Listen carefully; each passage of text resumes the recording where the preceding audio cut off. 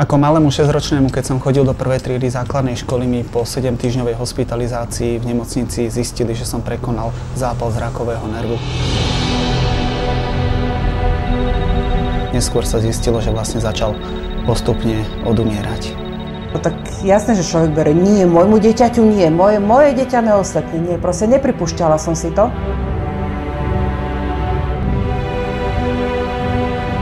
Nebolo to jednoduché, myslel som si, že s takýmto životom človek nič nedokáže. Ja hovorím, čo si to ty povedal? Ty nič nemôžeš, ty máš ruky zdravé, ty máš nohy zdravé, ty môžeš všetko. A to bola tá veta, čo som asi nemala povedať.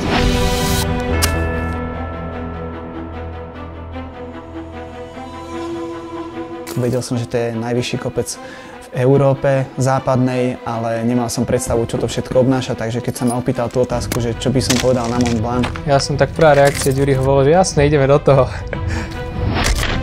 Ten pocit bol tak silný a to bola tak veľká výzva aj pre mňa. Najprv som mu nepovedal, že to najlepší priateľ je nevidiaci. Tak dobre, tak ide so skúseným horolezcom. Taká kľudná som bola. No kľudná som bola, pretože som nevidela, čo je to vlastne ten Mont Blanc. Nadobol som tiež taký falošný pocit istoty, by som nazval, že a podaril sa nám ten Castor, tak to sa nám podarí aj Mont Blanc. Hneď za tým to dali, proste mne to pripadalo ako výsmech, že slepý, kam sa trepeš. Keby sa mu tam niečo stalo, tak by boli zase titulky, kam si sa to trepal.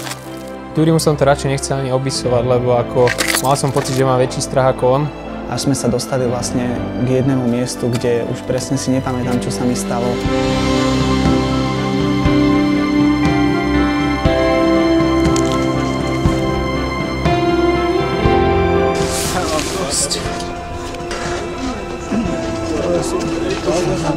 My sme nejakým spôsobom dokázali, že je všetko možné.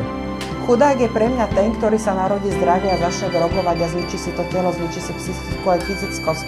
To je pre mňa chudák, ale on není chudák, hovorí, predstavte si mami, že on by videl. Hovorí, možno by dneska bol v nejakej partii, kde by drogoval.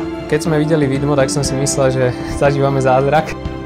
Medzi tým, jak som istil Jura, tak som sa pozrel do tých oblakov a keď som uvidel tú svoju osobu aj s tým vidmom, tak to bolo niečo fantastické.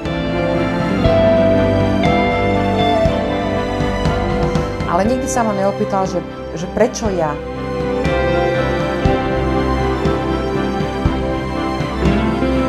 Aký je môj brat?